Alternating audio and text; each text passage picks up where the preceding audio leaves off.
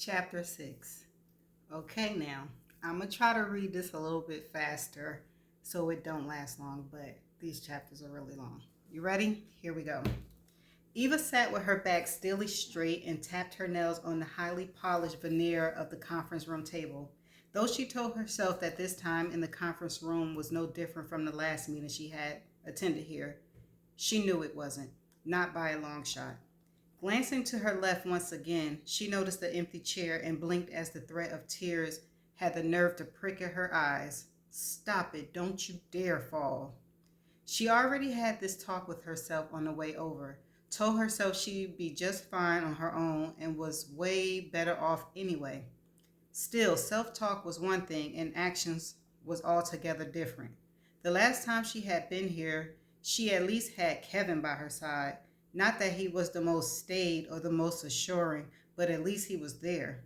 Any another body on her side, another body on her side of the table, giving her support and having her back, so to speak. This girl. This time it was only her and the empty chair punctuating the fact. She woke that morning for some reason feeling less anger and more lost over the absence of Kevin than the morning before. She knew mentally it was wrong, but there it was. Annoyingly, everything reminded her of how thorough he'd woven his way into her life and how comfortable they'd been, despite the obvious flaws she should have seen sooner. Today the bed just felt cold and lonely. The absence of his emergency toothbrush and toiletries a reminder of the intimacy she missed out on. And hell, even though she hated to admit it, Kimberly at the front desk had rattled her. It wasn't easy finding a man in this city, and she didn't want to be another statistic. And more than anything, she didn't want to follow in her mother's footsteps and become the cliche, angered, done wrong woman who threw herself in her work, never again to find happiness with another person. Sorry to tell you, but you end in that way, unless you make a change. Suddenly annoyed with her wimpish musing, Eva afforded herself one last tap, then suddenly drumming her fingers and looked up. Then stopped drumming her fingers and looked up. She swept her gaze across the dynamic show of strength along the other side of the table. WBC was definitely well represented. Carter Bain sat at the head of the table. To his left was his assistant Karen Waters, a no-nonsense looking woman with a dark bob that had a respectable amount of poof for someone in what had to be only her mid-30s. Next to Karen sat a casually dressed young woman with wild curly hair, introduced as the assistant GP named Louisa Terra. Millie Parker and Jeffrey Nettles, a formidable couple of relationship experts, occupied the seat next to Louisa. Both of them smiled at Eva with slightly scary, overly enthusiastic grins, as if she was about to be pulled in for some sort of experimental shock therapy. Yes, it was indeed lonely on her side of the table. Millie smiled even wider when Eva thought possible, her petal pink lipstick spread uncomfortably broad across her face as she began to speak. Now, Eva, she said with a snipping sharp punctuation on the A at the end, how's about we get going on the search for your Mr. Right? Or at least Mr. Right now, Jeffrey chimed in with a nudge to his partner's side as if the corny joke needed extra punctuation. They both chuckled as the rest of the table stayed uncomfortable silent. Eva felt her lips go tight, so she forced herself to smooth her expressions to her resting neutral face. This was not their fault, she silently told herself. This was hers. Her and her big mouth. It was her temper that had gotten her into this mess in the first place, and it would take all her cool to get herself out. First of all, you're grown. They were just doing their job and capitalizing on her faux pas. She could understand that. Hell, she made her living off of that. Carter cleared his throat. What Jeffrey is getting at is that we all know it's unlikely you'll find your soulmate in such a short time. Eva turned to him and raised a brow. Gee, you think? He continued, not taking the bait or skipping a beat. But what we're at least trying to do here is find you someone that you'll feel comfortable with as you walk down the aisle, taking that big step into the at least immediate future. So you want me to lie? Eva said smoothly, somehow feeling better if he would just say the words and they could put everything out on the table, so to speak. Carter coughed. No, that's exactly what they want you to do. But of course it won't be stated. Well, not on the record at least. Eva briefly closed her eyes and let out a breath before she looked up at the person attached to the voice of the candid interruption. Aiden Walker. For a moment, when she didn't see him at the meeting, Eva had convinced herself that he wasn't coming. That after their pitch meeting at the ward office, she was good and well done with him, and that it was for the best and what she wanted. She refused to ask, of course, so she just ran with the thought of that maybe, by some lucky twist of fate, he had had his fill of her and her public romantic woes. But of course not. Why would luck or fate or what have you do anything in her favor? All heads were turned, and all attention was now paid to the fact that Aiden Walker, producer, reporter, cameraman, or whatever the hell he was besides a general pain in her ass, was stepping into the room. After the meeting with her mother, Eva had given Aiden one of her critical internet once-overs, looking him up to see how far she sunk herself with that embarrassing meltdown and need to the privates. All she knew of Aiden Walker was what she heard from gossip shows and Page Six. His more hard-hitting stuff lately hadn't been a thing that kept the press talking. After her brief investigation, she had to admit she was more than a little confused by the man who would eagerly invade her privacy and film her at one of the lowest points in her life and shrug it off like it was nothing. As she looked him up, trying to get a better angle on who he was and what he was doing in New York, all she ended up with were more questions. For the life of her, she couldn't quite reconcile him in her mind. He seemed to be a man of duality. He received multiple awards for investigative journalism on stories running the gamut from illegal high-stakes celebrity fight clubs to, as of late, little-known reported rings of missing children and stories of sex trafficking trade. But then there was an image of him as the playboy wild child, son of the chief operating officer and principal shareholder of WBC, the one photographed on the arm of different model or socialites every night he was in town. She wondered, who was the real Aiden Walker? And what was he doing caring about her little puff piece on the morning talk show? More likely than not, his being there was punishment for his latest screw-up.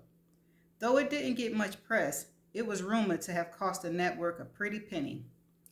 Eva now watched as Aiden smoothly walked in, this time looking more like the man she thought was just another cameraman on a set the other day.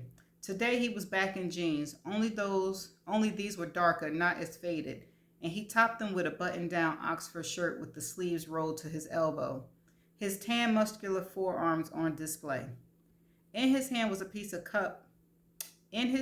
paper cup of coffee, black, which he placed next to hers as he ignored the seat at the other end of the table, instead casually taking the empty seat that had haunted her moments ago. No, it's not, Carter countered, but Eva couldn't focus. As Aiden slid into the seat, a prickly warmth spread uncomfortably from her middle to her chest, rendering her mind unable to wrap around thoughts as it was supposed to. We're not doing The Bachelor here, Carter continued. We are genuinely trying to make a connection. Aiden leaned back in the chair and gave Eva a quick shake of the head and an easy smile that really should come with a warning of some kind. She grimaced by the way of reply as he turned back to Carter. Sure you are. You keep telling yourself that, see, and you'll be at the top in no time. What is it, plausible deniability? He turned back Eva's way and gave her a wink. The hell you say, sir? The wink brought Eva back to life, and she rebounded with an even deeper glare before turning back towards Carter. Can we move on? And does he need to be here for this? She flicked her hand Aiden's way. Carter looked down and coughed, for the first time slumping a bit. Well, actually he does. Mr. Walker is overseeing this project. He'll be my eyes and ears on this, and he has total control. Eva pulled up straighter. Total control. The words locked over her like a vice. Not over me. she said, instinctively rising out of her chair. From her side, a chuckle sounded, a carefree rumble mocking her inner turmoil. A laugh froze her in place as it grated down her spine. I don't doubt that for a second, Miss Ward, but if you could hold it for just a moment, sit down and think rationally, I think you'll see this will work out best for all of us. Lowering her eyes, Eva let out a breath and through her nose. Damn it, she was right. This was a punishment, though it wasn't his, it was hers. But why? Was he really so upset over her kneeing that this was his way of getting back at her? The thought brought up the possibility of him sabotaging the project and making her life a living hell.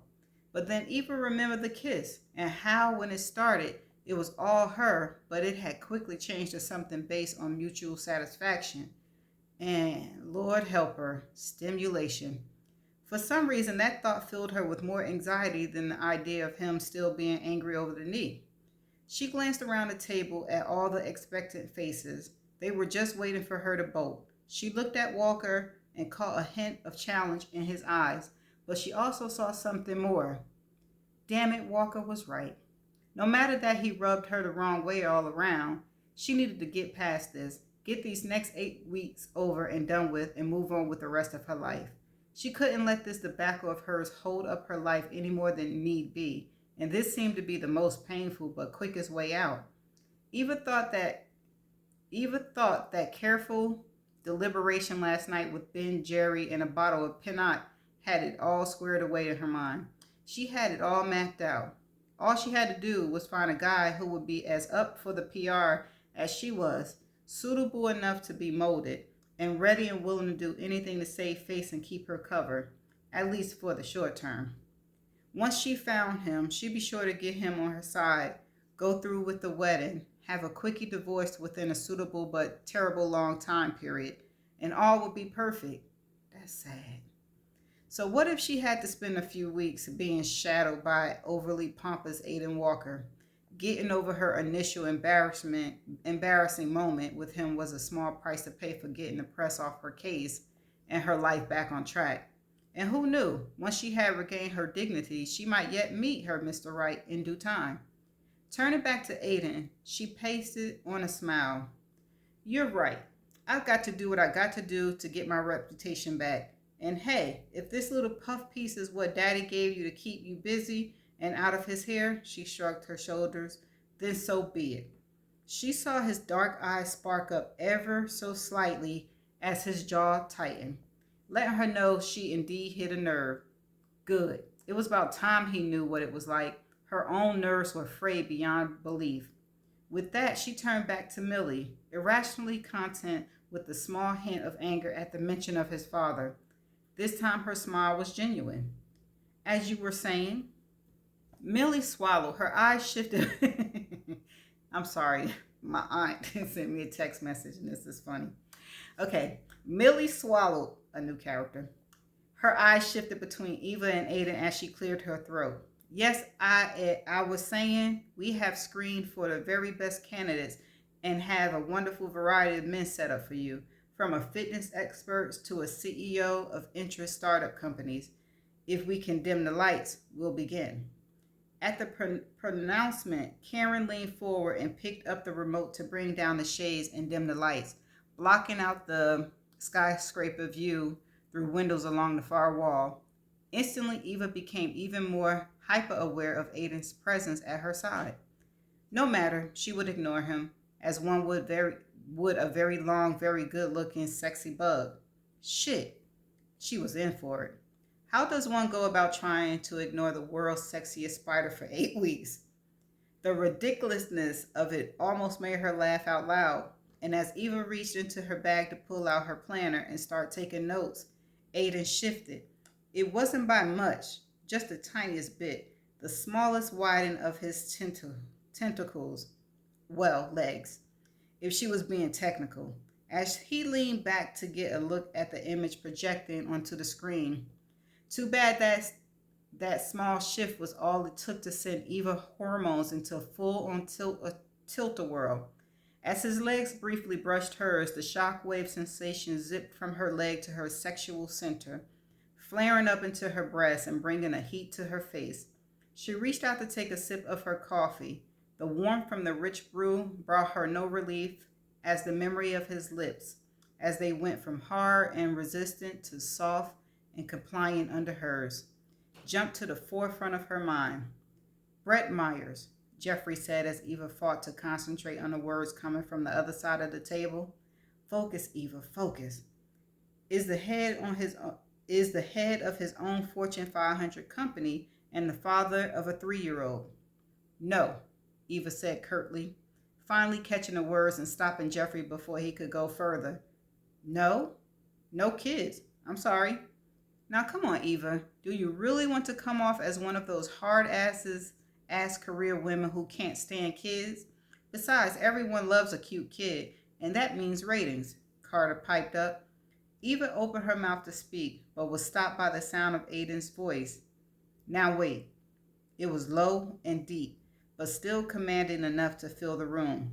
Do you really think it's best if we drag kids into this sham, only to have it be a short-lived affair? How would that look for the situation? Eva closed her mouth and looked at him wide-eyed. It was just what she was about to say, and frankly, she was surprised he had said it. But then he went and ruined it by giving her a cheeky little grin that told her he knew he'd surprised her. To top it off, the grin was altogether way too sexy with his full lips and scruffy beard and perfect teeth and sparkling eyes. Eva twisted in her seat and grinned wider. And he grinned wider. The jerk. She narrowed her eyes. He had to be playing some sort of angle. The man who would follow her into the green room to tape her humiliation would not care a whit about dragging a kid through the mud right along with the rest of them for ratings. Eva looked back up at the picture of Brett. Light, tan skin. Expressive brown eyes, a nice smile, neat, close-cropped hair. She flipped over the headshot Millie slid her way. He was the CEO and founder of Uptech Media, a mobile media advertising platform voted one of the best startups this past year. Maybe she was being short-sighted, kicking her first suggestion to the curb. Why should the kid thing be a deal breaker? At 31, he was a little older than she was, but if she was going to go for men in their late 20s to mid-30s, she was bound to meet few that had been down the kid road and back again. Best not to eliminate prospects before sniffing them out fully. Besides, Carter did have a point. The image of her raging on Kevin came back to mind, as did the gif and the memes that followed.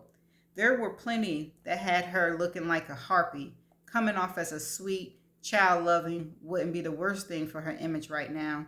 She had a long way to go to rebuild her level-headed brand and to get her mother off her back and their client on surer ground.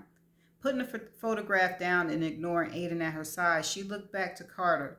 You're right. I have my reputation to rebuild here, and his stats seem good. He's in. Eva slid Aiden a glance, but his expression was now cool and unreadable. Good. One point in her column. Jeffrey clicked to the next photo.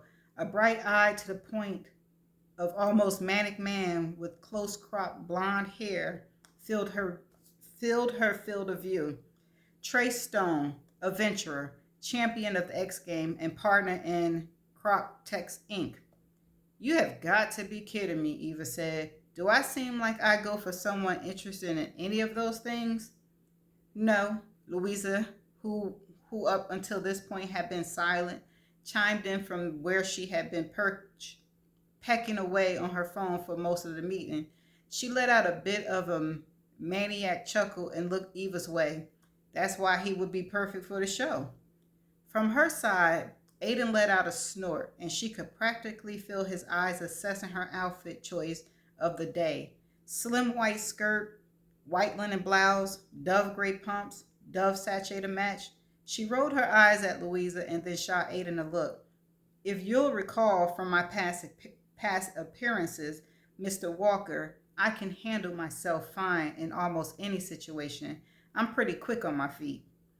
He sobered at that. Oh, don't worry. Your reflexes won't be forgotten, Miss Ward, and I'll be sure they are highlighted to their fullest over the course of this process. What the hell does he mean by that? Highlighted to their fullest. Listen, I'm not going into this to be exploited and made a fool of once again. You sure? She pushed back from the table, ready to leave the room, but he stilled her with a soft touch on her forearm. She glared, and he quickly pulled back. Sorry, I didn't mean to touch you. His voice was still low, but the apology rolled off his tongue quickly enough. Please don't run off. His eyes held her in place. Let's just get through this. Trust us, we are not going to make a fool of you.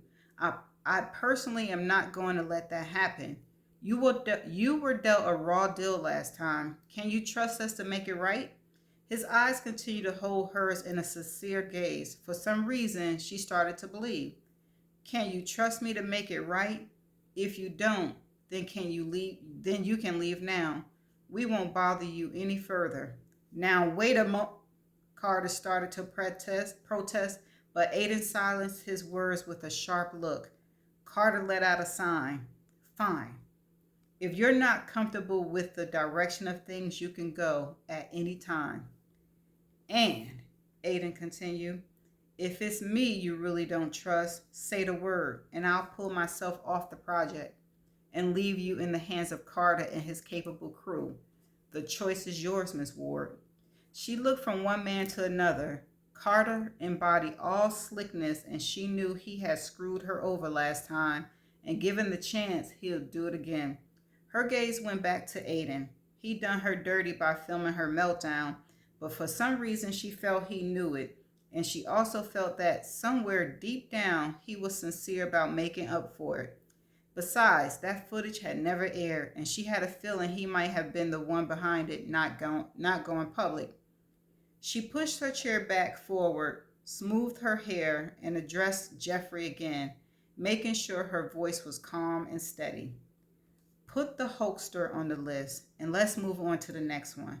The quicker we're through this process, the quicker we'll be done. Okay, that was 22 minutes. And that's the end of chapter 6. Again, nothing. I got nothing.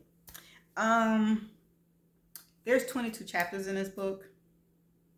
And the only question I have, do you want me to keep reading to see the obvious? No, I'm just joking. To see what's going to happen.